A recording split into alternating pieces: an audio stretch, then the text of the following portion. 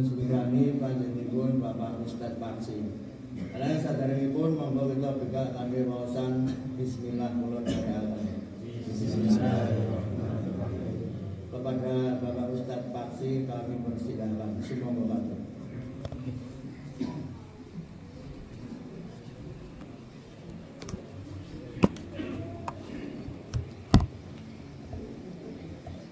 Assalamualaikum warahmatullahi wabarakatuh. Innal hamdalillah nahmaduhu wa nasta'inuhu wa nastaghfiruh wa na'udzu billahi min shururi anfusina wa min sayyiati a'malina may yahdihillahu fala mudilla lahu wa may yudlil fala hadiyalah. Asyhadu an la ilaha illallah wahdahu la syarika lahu wa asyhadu anna Muhammadan abduhu wa rasuluh. Allahumma salli wa sallim ala Muhammadin wa ala alihi wa sahbihi ajma'in, amma ba'd. Alhamdulillahirabbil alamin. Para jamaah sekalian, marilah kita bersama-sama memanjatkan puja dan puji syukur kehadirat Allah Subhanahu wa taala yang masih memberikan kita berbagai nikmat. Di antaranya adalah nikmat kesehatan, sehingga kita bisa berkumpul pada hari ini dalam keadaan sehat walafiat, di mana mungkin sebagian dari kita ada yang sedang sakit. Saat ini lagi musim demam berdarah, ada juga cacar, dan juga pilek, batuk pilek sedang mewabah. Maka dari itu marilah kita berdoa agar Allah Subhanahu wa taala memberikan kesehatan dan keselamatan bagi kita semua. Tak lupa salawat dan salam kita haturkan kepada junjungan kita Nabi besar Muhammad SAW. Semoga kita semua yang hadir di sini dan keluarga-keluarga kita termasuk ke dalam orang-orang yang mendapatkan syafaat di yaumil akhir. Amin Allahumma amin. Para jamaah sekalian, tidak terasa kita sudah memasuki pertengahan Ramadan, sudah hampir pertengahan Ramadan. Maka dari itu sudah saatnya pula kita melihat ke dalam diri kita sendiri, sudah seberapa baik kualitas ibadah kita. Tentu saja kuantitas itu adalah hal yang penting, sebagaimana kita diwajibkan berpuasa 1 bulan. 1 bulan itu adalah kuantiti, jumlahnya. Namun bagaimana dengan kualitasnya? Maka itu kita sendiri yang bisa menilainya. Ada orang yang berpuasa, namun Kanjeng Nabi Rasulullah SAW mengatakan dia tidak mendapatkan apa-apa kecuali lapar dan haus. Artinya puasanya hanya sekedar menahan lapar dan haus saja, namun dia tidak mendapatkan intisari dari berpuasa itu apa. Ada pula orang yang beribadah, misalkan sholat tapi dengan terburu-buru sehingga dia lupa akan kualitas dari ibadah sholatnya.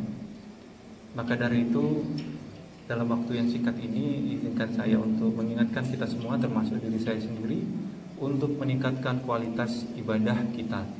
Apapun itu, puasa, sholat, membaca Al-Quran, kita tingkatkan kualitasnya. Kalau misalkan membaca Quran kita masih belum baik, maka kita perbaiki cara membaca kita. Kita belajar tahsin, kita belajar Iqra atau Ummi agar kualitas. Untuk meningkatkan kualitas ibadah, ada beberapa hal yang bisa kita lakukan sebenarnya.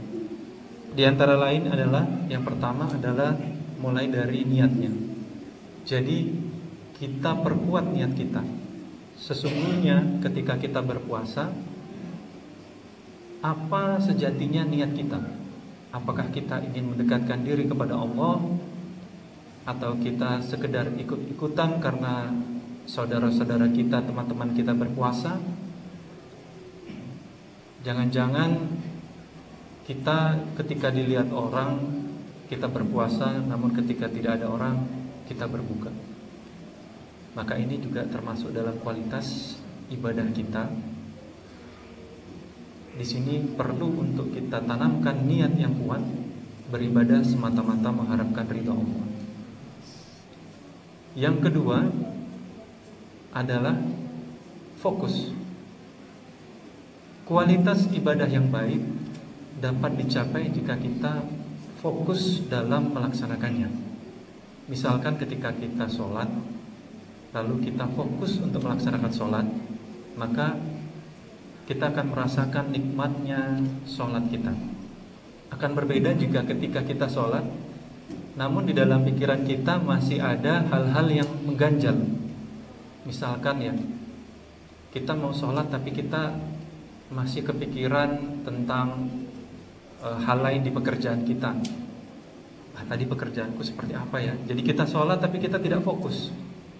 Akhirnya ketika kita selesai tanpa sadar, kita telah kehilangan kenikmatan dari ibadah sholat.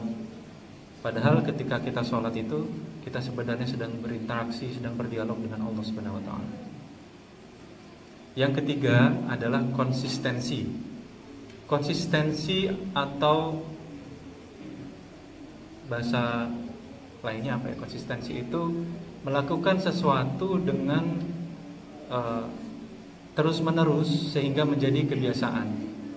Jadi ketika kita sudah memiliki niat yang kuat, kita sudah fokus, kita harus konsisten dalam melaksanakannya sehingga hal ini menjadi kebiasaan bagi kita. Walaupun kita sedang terburu-buru, misalkan kita sholat, kita tetap fokus karena ini sudah menjadi hal yang kita biasakan. Jadi kita perlu konsisten dalam hal ini. Atau contoh lain, kita konsisten dalam berbuat kebaikan. Kita niatkan apapun yang kita lakukan adalah semata-mata karena Allah. Kita membantu orang lain secara konsisten, insya Allah ini akan menjadi kebaikan bagi diri kita. Salah satu manfaat dari melakukan sesuatu secara konsisten, secara teratur adalah ketika kita lupa melaksanakannya, maka Allah Subhanahu wa Ta'ala sudah mencatat apa yang kita kerjakan itu. Sebagai contoh, hadirin sekalian ini secara konsisten melaksanakan sholat duha. Lalu suatu ketika karena lupa atau ketiduran, karena mungkin selepas subuh tidak langsung tidur, tiba-tiba ketiduran, masuk waktu zuhur, lupa melaksanakan sholat duha, maka Allah Subhanahu wa Ta'ala telah mencatat amal kita karena kita sudah terbiasa melaksanakan sholat duha. Begitu juga misalkan kita terbiasa melakukan tahajud, lalu karena kita ketiduran atau kecapean atau kita sakit, kita tidak dapat melaksanakan sholat tahajud, namun Allah Subhanahu wa Ta'ala telah mencatatkan pahala tahajud dalam keseharian kita karena itu adalah hal yang biasa kita lakukan. Yang berikutnya, untuk meningkatkan kualitas ibadah adalah memperdalam ilmu. Jadi kalau kita beribadah tetapi kita tidak memiliki ilmu, maka ini adalah sesuatu yang sangat disayangkan. Jadi kita beribadah hanya karena mungkin ikut-ikutan, atau karena kita tidak tahu apa sebenarnya tujuan kita ibadah itu apa. Maka kita perlu untuk memperdalam ilmu. Misalkan ketika kita mempelajari Al-Quran, maka kita perlu untuk memperdalam ilmu. Kita perlu untuk rutin hadir di kajian agar ilmu kita, wawasan kita tentang keislaman selalu bertambah. Dengan demikian maka kualitas ibadah kita pun semakin meningkat. Puasa kita yang tadinya mungkin kita hanya di rumah saja atau bekerja, tetapi ketika kita selingi dengan melihat kajian-kajian keilmuan, menambah wawasan keilmuan, insya Allah puasa kita akan lebih dalam dan lebih berkualitas. Saya pikir mungkin itu sedikit dari saya yang bisa saya sampaikan pada kesempatan pada kali ini. Mudah-mudahan bisa membawa manfaat. Wabillahi taufiq wal hidayah. Wassalamualaikum warahmatullahi wabarakatuh.